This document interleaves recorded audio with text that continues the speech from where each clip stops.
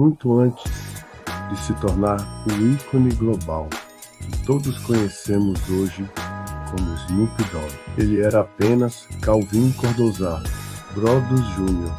Imagine um garoto magro, de pernas longas e olhar atento, crescendo sob o sol escaldante de Long Beach, na Califórnia.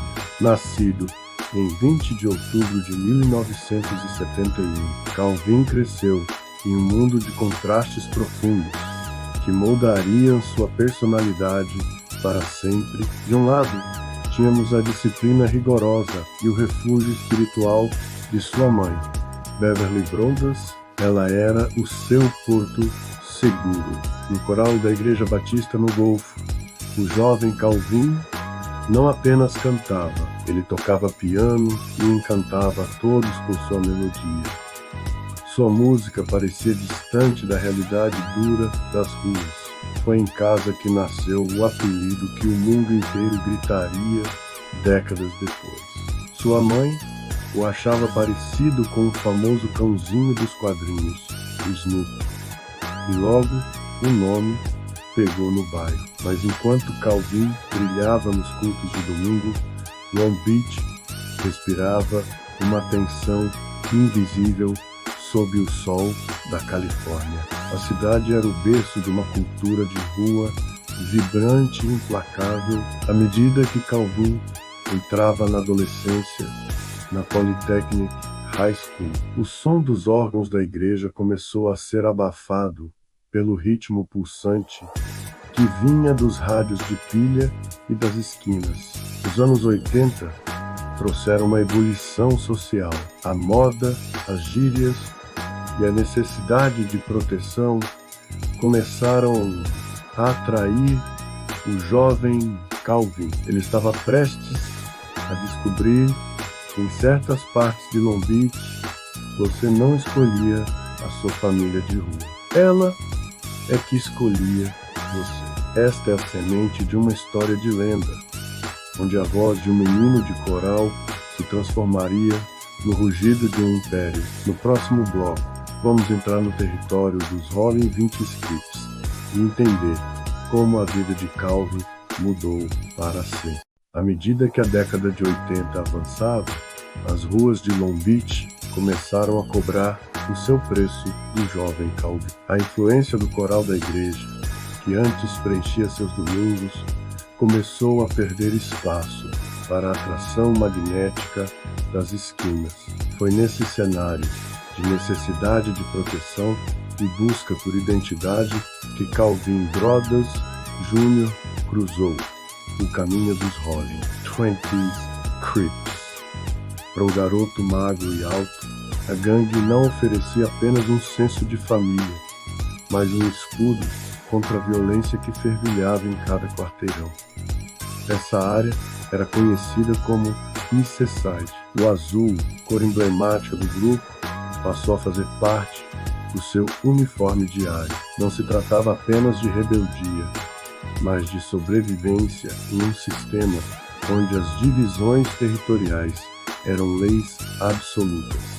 Calvin começou a viver uma vida dupla, um filho querido em casa e o jovem Snoopy nas ruas, aprendendo as regras brutas do submundo. As atividades nas esquinas, no entanto, trouxeram consequências rápidas. O som dos hinos religiosos foi substituído pelas sirenes das viaturas e pelos portões de ferro dos centros de detenção juvenil. Aos poucos, Snoopy percebeu que aquele caminho era um beco sem saída, marcado por perdas de amigos próximos e um futuro incerto. Foi atrás das grades que ele começou a canalizar essa vivência sombria em versos potentes. O rap não era mais apenas um passatempo, estava se tornando a sua única rota de fuga de um destino escrito pelo asfalto de Long Beach. No próximo bloco, veremos como o destino sorriu para ele quando uma fita cassete chegou às mãos de um dos maiores produtores da história. Com o peso das ruas de Long Beach sobre os ombros, Calvin Brothers encontrou na amizade e na música uma válvula de escape, ao lado de seus primos de consideração, Night Dog e Warren G. Ele formou o lendário grupo 213, em homenagem ao código de sua cidade. Eles não tinham grandes estúdios, mas tinham uma sonoridade crua e melódica que capturava a essência da juventude californiana. Warren G improvisava produções em equipamentos simples, enquanto Snoop e Nate traziam um contraste entre o rap rimado e o soul suave. Além das batidas, a harmonia entre o trio criava algo nunca antes ouvido, em quartos apertados e garagens esfumaçadas. Eles passavam noites inteiras. Eles gravavam as primeiras fitas cassete que começaram a circular de mão em mão nos bairros de Long Beach. Naquela época, a música era uma tentativa desesperada e real de evitar as grades frias de uma prisão ou destinos trágicos. O grupo 213 estava criando a base do G-Funk, misturando o estilo ganguista, agressivo com o funk relaxado e ensolarado da costa oeste.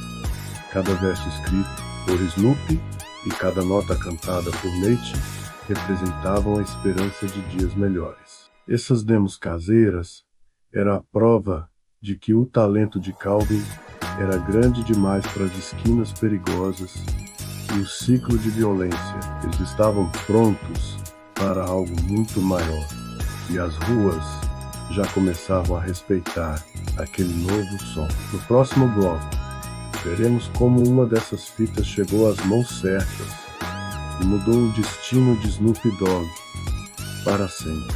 A sorte de Calvin Brothers mudaria para sempre através de uma simples conexão familiar. Warren G, seu parceiro no grupo 213, era maior erma de ninguém menos que Dr. Dre, e na época buscava novos talentos após sua saída explosiva do grupo NWWW. Durante um churrasco de solteiro, Warren G tocou uma demo caseira do grupo. Quando a voz arrastada, melódica e imperturbável de Snoop saiu dos alto-falantes, Dre parou tudo o que estava fazendo. Ele soube naquele instante que tinha encontrado o som que o ajudaria a definir a nova era do rap. O convite para o estúdio foi imediato. Imagine a cena. Um jovem vindo das ruas perigosas de Long Beach, ainda sob o olhar atento da polícia e das gangues, entrando em um estúdio profissional ao lado do maior produtor do mundo. A química foi instantânea. Em 1992, o mundo conheceu Snoop Dogg através de Deep Cover, a trilha sonora de um filme policial.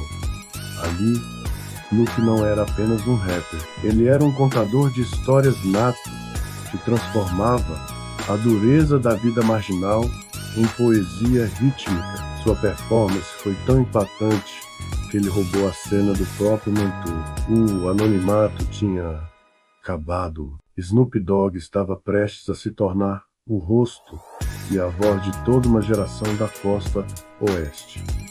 Mas, enquanto a fama batia a porta, as sombras do seu passado em Long Beach ainda o seguiam de perto.